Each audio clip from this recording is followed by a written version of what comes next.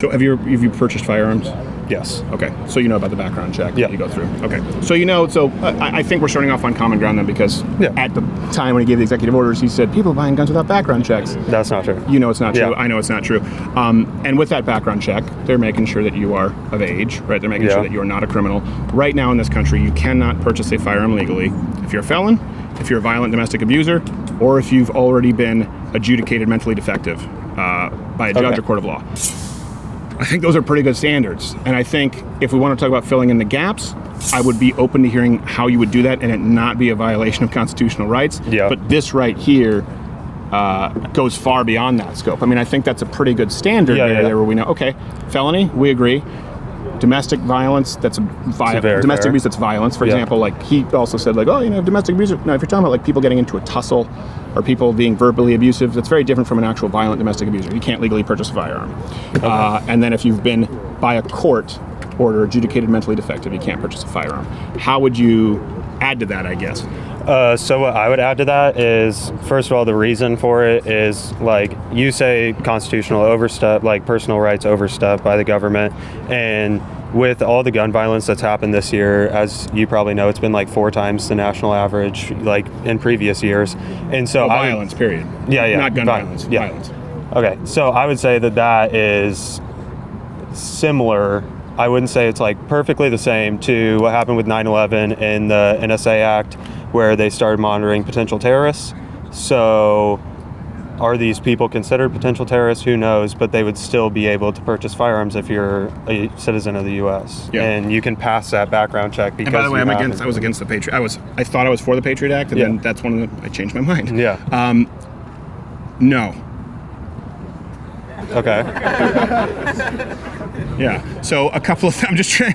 So no to the Patriot Act, no to spying on Americans, and no to everything you just said. Let me explain to you why. Okay.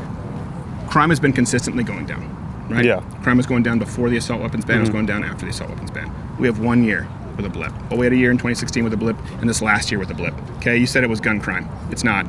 Okay. It's for the same reason there were $2 billion just in business damages, hundreds of officer casualties, dozens of murders, and thousands of arrests at the riots that took place over the summer alone. Okay, I'm not disagreeing with you that the homicide rate went up 2,000% in Portland. I'm not disagreeing with you that the violent crime went up over 100% in places like New York and Minneapolis or Milwaukee, where they defunded the police. But to suggest that that's because of law-abiding American citizens who own firearms, I mean, there's a reason that more black Americans have purchased firearms in the last year than ever in American history.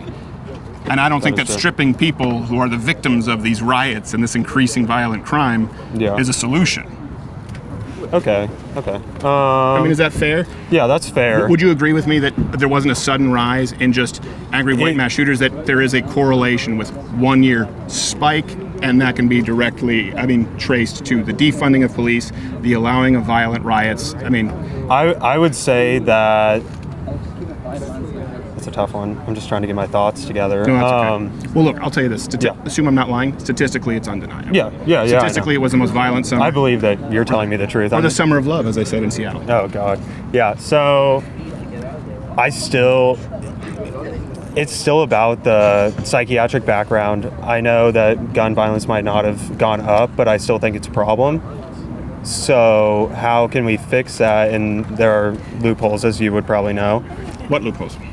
Well, you said, first off, you support the national red flag. Do you want to talk my proposal? So why do you support a red flag law beyond what we already know, which is, right, I need to clarify. So felon, violent domestic abuser, already adjudicated mentally by a court. You want to add to that with a red flag law? Why?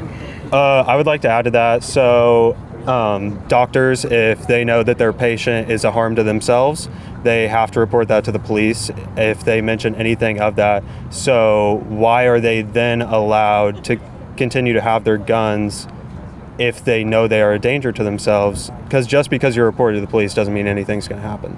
Right. So, it sounds to me like you're saying it sounds to me like you're saying if a doctor reports to the police, they should immediately come and take your guns away. No due process. No, I think there should be due process, in that there should be, like, it would have to be proven through, like, psychiatric evaluation that these people are suicidal, are trying to like hurt some other people than in like Right. a mass shooting type thing, but you would have to show evidence with it and not just have it be like I they're agree a with criminal. you. Yeah, You just argued against red flag laws. that's fair. No, seriously. Like Yeah. you just argued. That's what adjudicated mentally defective. So the Yeah. process is, But- if it's self-harm, right? You report it, and it goes through a Yeah. process. The red flag laws. And by the way, this is sort of funny. Yeah. You brought up a doctor. I have some examples here. We'll have all the sources on the website. Yeah. I don't. Yeah, no just problem. again, just assume I'm not lying to you. Yeah. There's a doctor, I believe it was in New Jersey, New York, who actually Yeah. had his patient, because he wrote bad Yelp reviews, had his guns taken away. Yeah. So I again, did hear that's you why, say like that. you're saying, you need those processes of Yeah. okay, and we have those. That's why a court needs to deem you, adjudicated mentally defective is the term. A court needs to deem you. However, the red flag laws that are proposed, and I think what we're having here is you maybe are thinking red flag laws are something different, because if you're saying, hey, Yeah. someone who has already displayed violent behavior or harmful behavior, and it's proven through a system of evidence, Yeah. and they go through a process where I would assume that you're saying they can face their accusers, Yeah. right? Yes. However, red flag law is someone reports you, they can take come it. and take your guns in the middle of the night. There's no trial. You've been charged with no crime, no evidence, and you don't get to face your accusers. And then after a certain amount of time, you go to court, and maybe they'll let you get them back. Okay. Do you think that just because someone hasn't committed a violent act yet, that they should still keep their guns until they do? Yeah.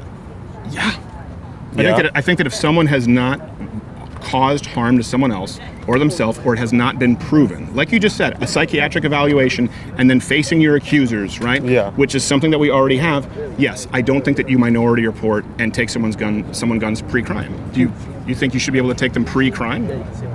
Because then who determines who's likely to commit a criminal act? I think it's then in the sense of national security, like the Patriot Act, where if they are planning on committing these like crimes and they have been proven through these processes, like how many people But we are... already have that, is my point, right? A red Yeah. flag law Yeah. is beyond proving it, right? The whole point Yeah. is right now this can be proven. For example, if you make a death threat, Yeah, you that's can not prove red it. flag law. You can bring that into court.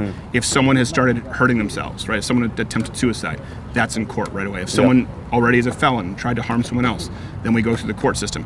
Red flag laws completely bypass the court system and put, first off, police lives in danger, because they're Yeah. going and taking guns. And think about it. If you're a From people who homeowner don't know. Yeah. they always kill the dog. You know that. Yeah. That happens all the time. How many times do you see a report? And I'm a dog lover. I don't know about you. So they kill the dog, they take your guns, and then maybe at some point, even though you've been charged with no crime, you may get your guns back. Yeah.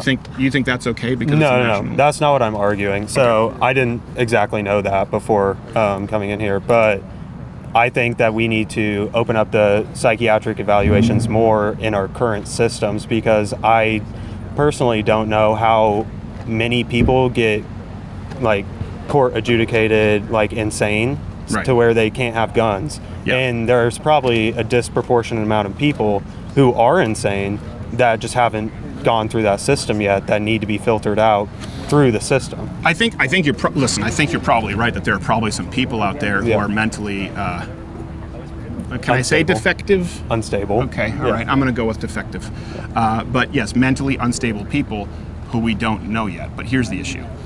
We just had someone come out here, not the only issue, but this is something to me, and I would like you to entertain this thought for a second. Yeah. The person who sat down before you, Emily, said that we need to have more mental health care right in this country. Yeah. And I agree, as someone who suffered from depression my whole life, I think that we need to destigmatize seeking help. Watch Louder with Crowder live, Monday through Thursday, 10 a.m. Eastern.